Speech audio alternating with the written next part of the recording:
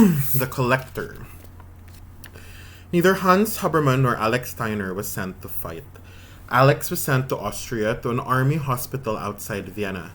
Given his expertise in tailoring, he was given a job that at least resembled his profession. Cartloads of uniforms and socks and shirts would come in every week, and he would mend what needed mending, even if they could only be used as underclothes for the suffering soldiers in Russia. Hans was sent first, quite ironically, to Stuttgart, and later to Essen. He was given one of the most undesirable positions on the home front, the LSE. A necessary explanation: LSE, Luftwaffe Sondereinheit, Air Raid Special Unit. The job of the LSE was to remain above ground during air raids and put out fires, prop up the walls of buildings, and rescue anyone who had been trapped during the raid. As Hans soon discovered, there was also an alternative definition for the acronym. The men in the air would explain to him on his first day, the men in the unit would explain to him on the first day that it really stood for Leichensammler-Einheit, dead body collectors. When he arrived, Hans could only guess what those men had done to deserve such a task, and in turn they wondered the same of him. Their leader, Sergeant Boris Schipper, asked him straight out. When Hans explained the bread, the juice, and the whip, the round-faced sergeant gave out a short spurt of laughter. "You're lucky to be alive." His eyes were also round, and he was constantly wiping them. They were either tired or itchy or full of smoke and dust. Just remember that the enemy here is not in front of you. Hans was about to ask the obvious question when a voice arrived from behind. Attached to it was the slender face of a young man with a smile like a sneer.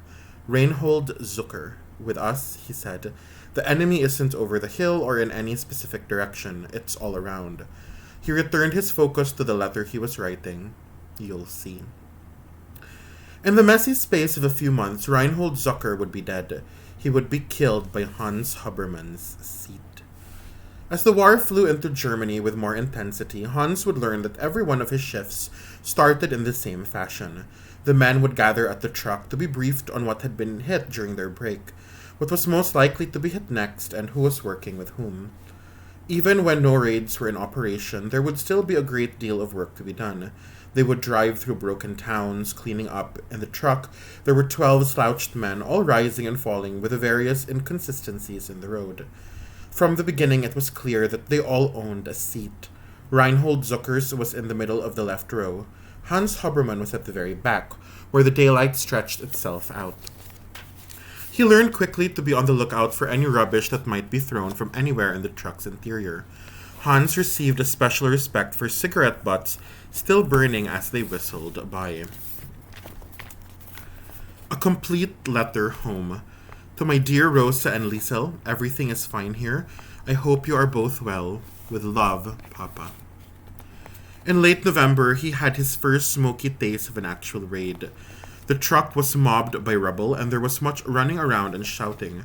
Fires were burning, and the ruined cases of buildings were pulled up in mounds. Framework leaned, the smoke bombs stood like matchsticks in the ground, filling the city's lungs. Hans Habermann was in a group of 4. They formed a line. Sergeant Boris Schipper was at the front, his arms disappearing into the smoke. Behind him was Kessler, then Brunnenweg, then Habermann. As the sergeant hosed the fire, the other 2 men hosed the sergeant, and just to make sure, Habermann hosed all 3 of them. Behind him, a building groaned and tripped. It fell face first, stopping a few meters from his heels. The concrete smelled brand new, and the wall of powder rushed at them. "Habermann," the voice struggled out of the flames.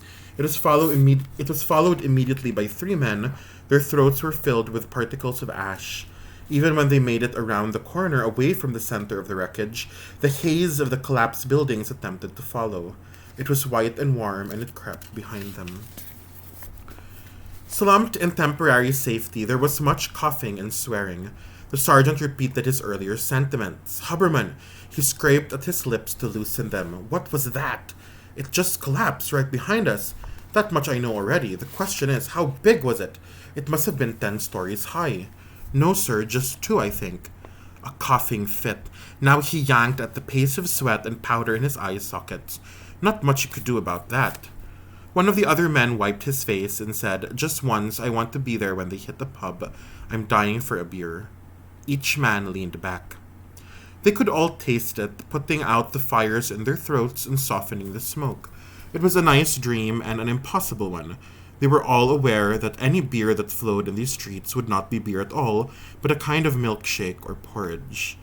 All 4 men were plastered with a gray and white conglomeration of dust.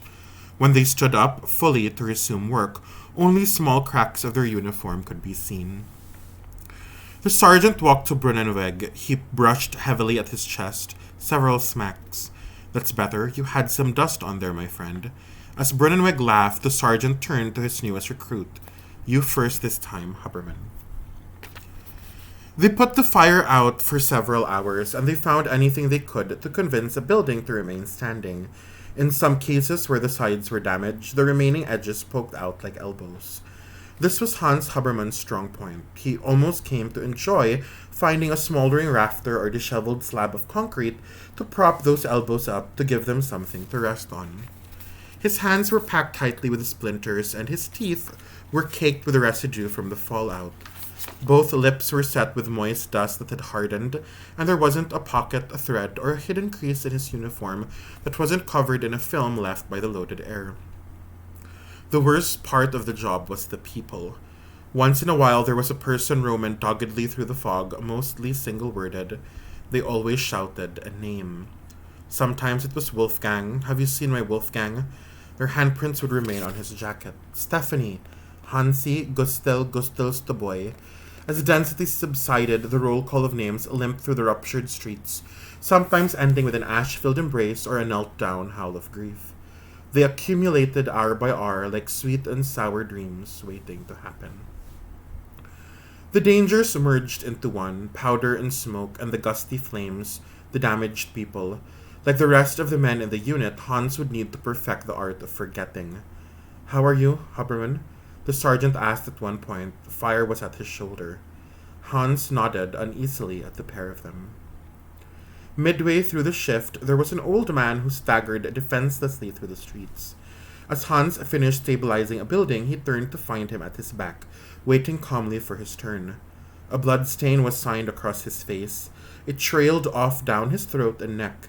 He was wearing a white shirt with a dark red collar, and he held his leg as if it was next to him. "Could you prop me up now, young man?" Hans picked him up and carried him out of the haze. A small sad note. I visited that small city street with the man still in Hans Huberman's arms. The sky was white horse gray.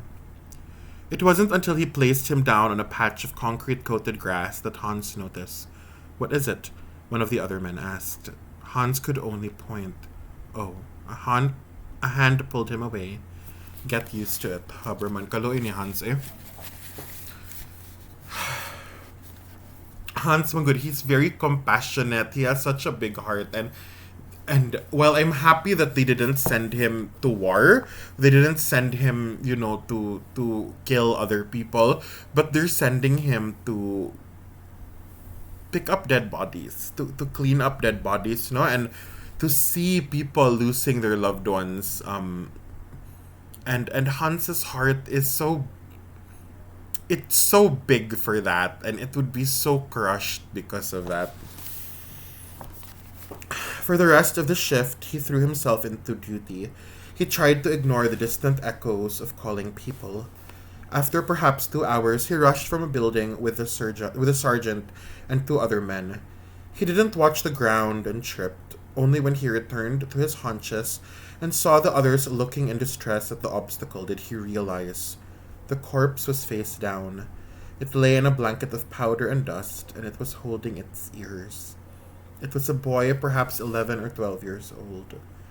Not far away as they progressed along the street, they found a woman calling the name Rudolph. She was drawn to the 4 men and met them in the mist. Her body was frail and bent with worry. "Have you seen my boy?" "How old is he?" the sergeant asked. 12. They all thought it, but the sergeant could not bring himself to tell her or point the way. As the woman tried to push past, Boris Shipper held her back. "We've just come from that street," he assured her. "You won't find him down there." The bent woman still clung to hope. She called over her shoulder as she walked, half ran. Rudy, oh my. The name of this kid who died, but yet his name is also Rudy. Hans Habermann thought of another Rudy then. The Himmel Street variety. Please, he asked into a sky he couldn't see, let Rudy be safe. His thoughts naturally progressed to Liesel and Rosa and the Steiners and Max. When they made it to the rest of the men, he dropped down and lay on his back. How was it down there? Someone asked. Papa's lungs were full of sky. A few hours later, when he'd washed and eaten and thrown up, he attempted to write a detailed letter home. His hands were uncontrollable, forcing him to make it short. If he could bring himself, the remainder would be told verbally when and if he made it home. To my dear Rosa and Liesel, he began. It took many minutes to write those 6 words down.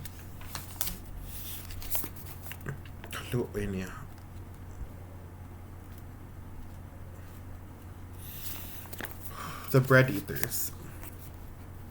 It had been a long and eventful year in Malking, and it was finally drawing to a close. Liesel spent the last few months of 1942 consumed by thoughts of what she had called 3 desperate men. She wondered where they were and what they were doing. One afternoon, she lifted the accordion from its case and polished it with a rag. Only once, just before she put it away, did she take the step that Mama could not. She placed her finger on one of the keys and softly pumped the bellows.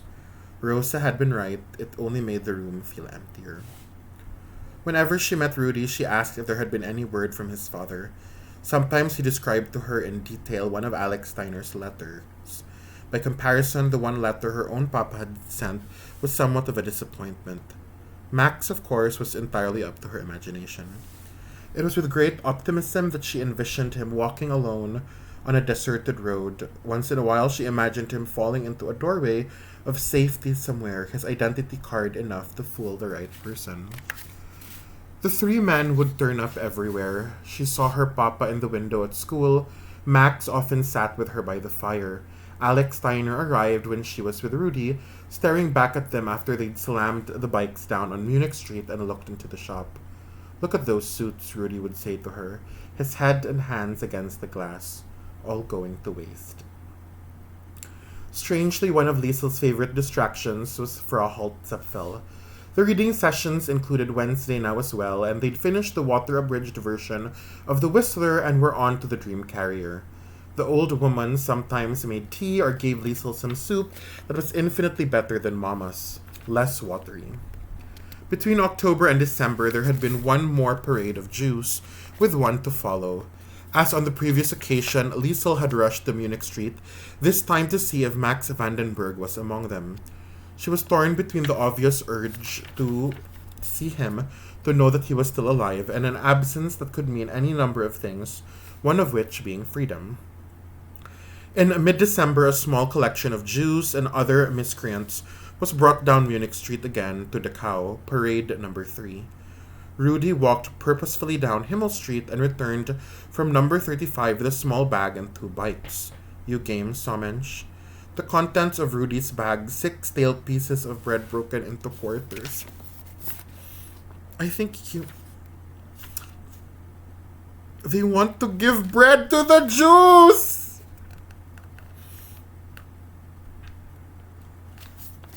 Oh my gosh, I love this book so much.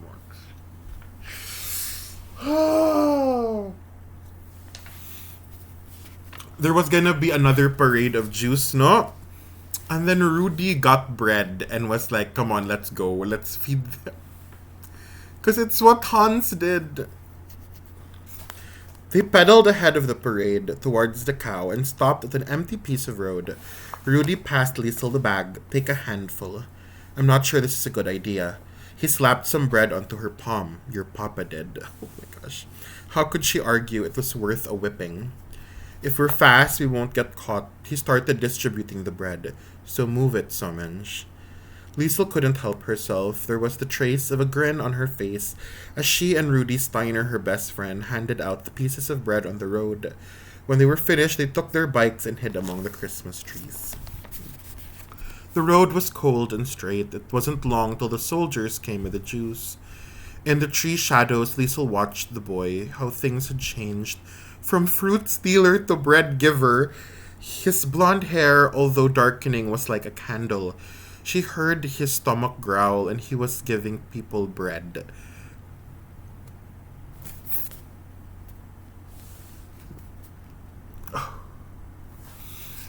We have to reread that. The road was cold and straight. It wasn't long till the soldiers came with the juice. In the tree shadows, Liesel watched the boy. She was watching Rudy, no? Like in the dark, she was watching Rudy. How things had changed from fruit stealer to bread giver. His blonde hair, although darkening, was like a candle. She heard his stomach growl, and he was giving people bread. Was this Germany? Was this Nazi Germany? The first soldier did not see the bread. He was not hungry, but the first Jew saw it. His ragged hand reached down and picked a piece up and shoved it deliriously to his mouth. Is that Max? Liesel thought. She could not see properly and moved to get a better view. Hey, Rudy was livid. Don't move. If they find us here and matches to the bread, we're history. Liesel continued. More Jews were bending down and taking bread from the road, and from the edge of the trees, the book thief examined each and every one of them. Max Vandenberg was not there. Relief was short-lived. It stirred itself around her just as one of the soldiers noticed a prisoner drop a hand to the ground. Everyone was ordered to stop. The road was closely examined.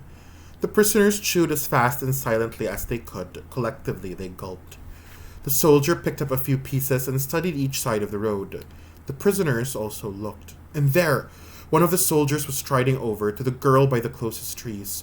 Next, he saw the boy. Both began to run. They chose different directions, under the rafters of branches and the tall ceiling of the trees. Don't stop running, Liesel. What about the bikes? Beep on them, who cares? They ran, and after 100 meters, the hunched breath of the soldier drew closer. It sidled up next to her, and she waited for the accompanying hand. She was lucky. All she received was a boot up the ass and a fistful of words. Keep running, little girl, you don't belong here. She ran, and she did not stop for at least another mile. Branches sliced her arms, pine cones rolled at her feet, and the taste of Christmas needles chimed inside her lungs. A good 45 minutes had passed by the time she made it back, and Rudy was sitting by the rusty bikes. He'd collected what was left of the bread and was chewing on a stale, stiff portion. I told you not to get too close, he said. She showed him her backside. Have I got a footprint? Have I got the footprint? That's how it ended, because the German soldier, kicked her butt, and then, they got away, and then she was like, is there a footprint on my butt? The hidden sketchbook. Hold on.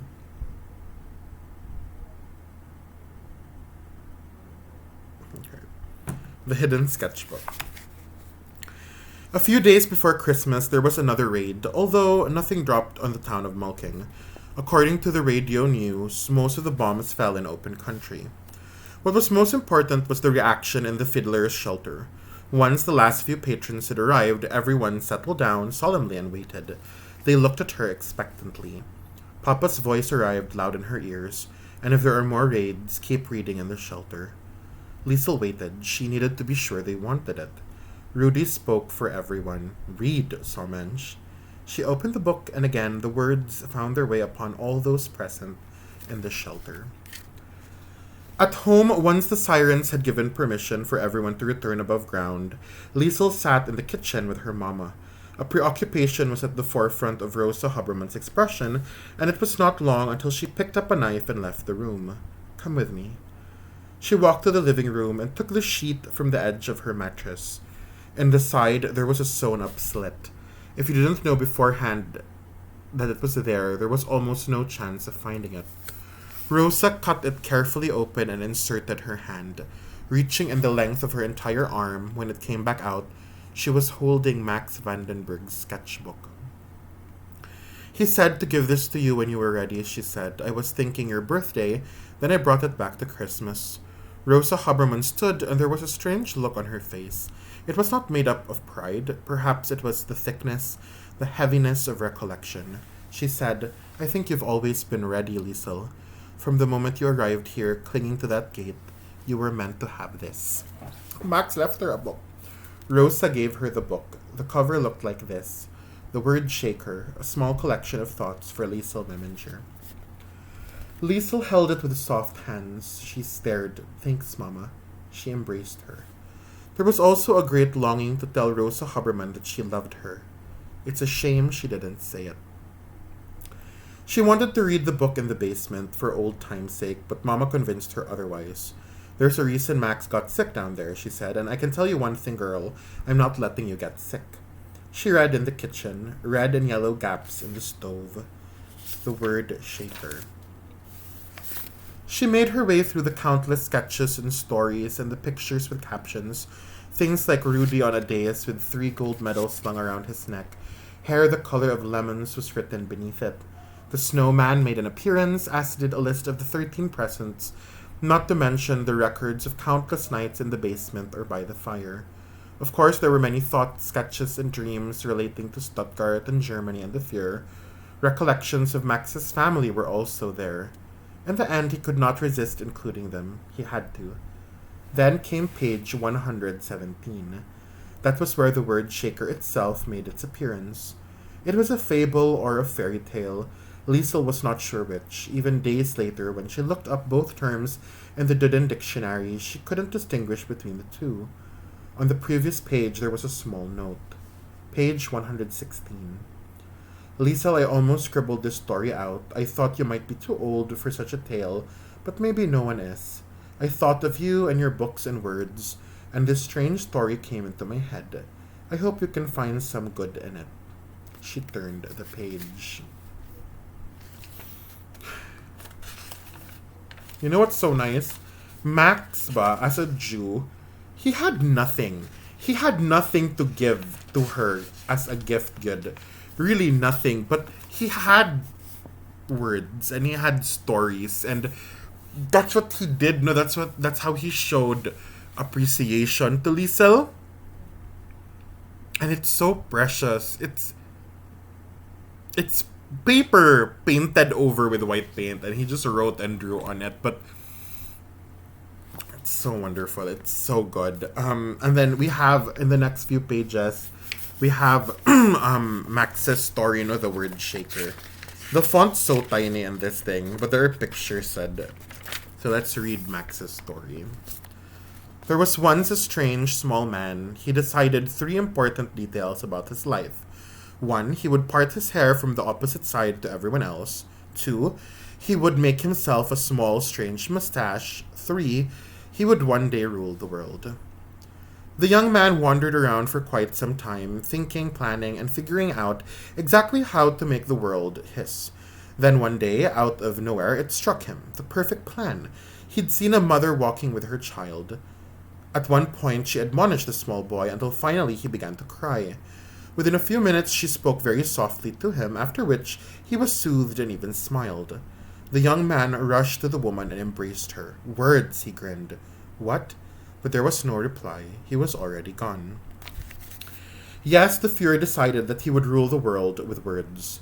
I will never fire a gun, he devised. I will not have to. Still, he was not rash. Let's allow him at least that much. He was not a stupid man at all. His first plan of attack was to plant the words in as many areas of his homeland as possible. He planted them day and night and cultivated them. He watched them grow until eventually great forests of words had risen throughout Germany. It was a nation of farmed thoughts. While the words were growing, our young Fuhrer also planted seeds to create symbols, and these too were well on their way to full bloom. Now the time had come. The Fuhrer was ready. He invited his people toward his own glorious heart, beckoning them with his finest, ugliest words, handpicked from his forest, and the people came.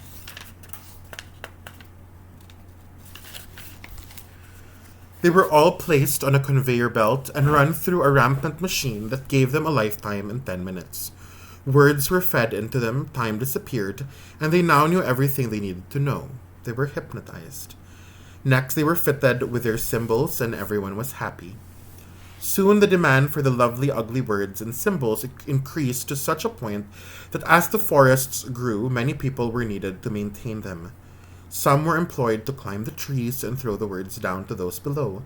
They were then fed directly into the remainder of the fierce people, not to mention those who came back for more. The people who climbed the trees were called word shakers. The best word shakers were the ones who understood the true power of words. They were the ones who could climb the highest. One such word shaker was a small, skinny girl. She was renowned as the best word shaker of her region because she knew how powerless a person could be without words. That's why she could climb higher than anyone else. She had desire. She was hungry for them. One day, however, she met a man who was despised by her homeland, even though he was born in it. They became good friends, and when the man was sick, the word shaker allowed a single teardrop to fall on his face. The tear was made of friendship, a single word, and it dried and became a seed, and when next the girl was in the forest, she planted that seed among the other trees. She watered it every day. At first there was nothing, but one afternoon when she checked it after a day of word shaking, a small sprout had shot up. She stared at it for a long time. The tree grew every day, faster than everything else, till it was the tallest tree in the forest. Everyone came to look at it. They all whispered about it, and they waited for the Fuhrer. Incensed, he immediately ordered the tree to be cut down. That was when the word shaker made her way through the crowd. She fell to her hands and knees. "Please," she cried, "you can't cut it down." The Fuhrer, however, was unmoved. He could not afford to make exceptions. As the word shaker was dragged away, he turned to his right-hand man and made a request. "Axe, please." At that moment, the word shaker twisted free. She ran. She boarded the tree, and even as the Fuhrer hammered at the trunk with his axe, she climbed until she reached the highest of the branches. The voices and axe beats continued faintly on clouds walked by, like white monsters with gray hearts. Afraid but stubborn, the word shaker remained. She waited for the tree to fall. But the tree would not move. Many hours passed, and still the Fuhrer's axe could not take a single bite out of the trunk. In a state nearing collapse, he ordered another man to continue. Days passed, weeks took over. 196 soldiers could not make any impact on the word shaker's tree.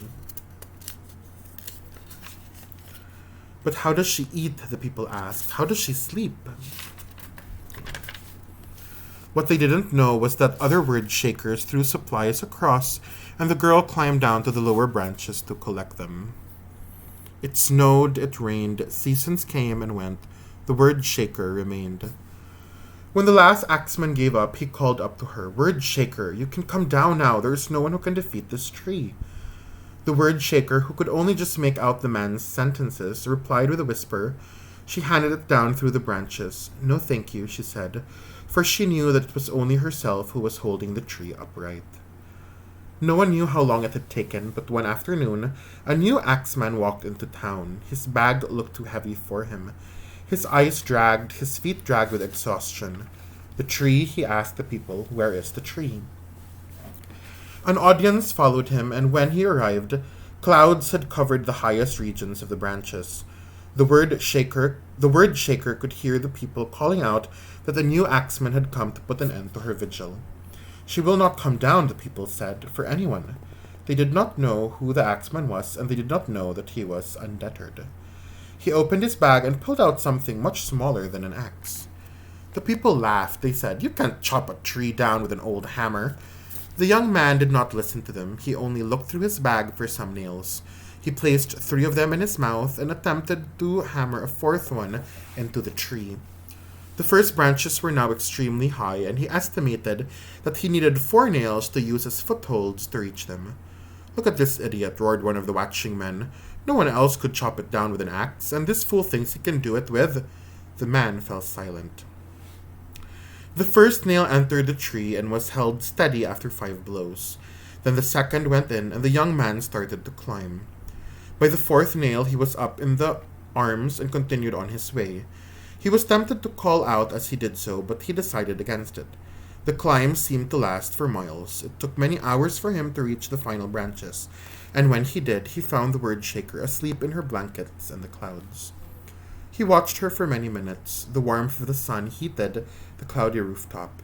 He reached down, touching her arm, and the word shaker woke up. She rubbed her eyes, and after a long study of his face, she spoke. Is it really you? Is it from your cheek she thought that I took the seed? The man nodded.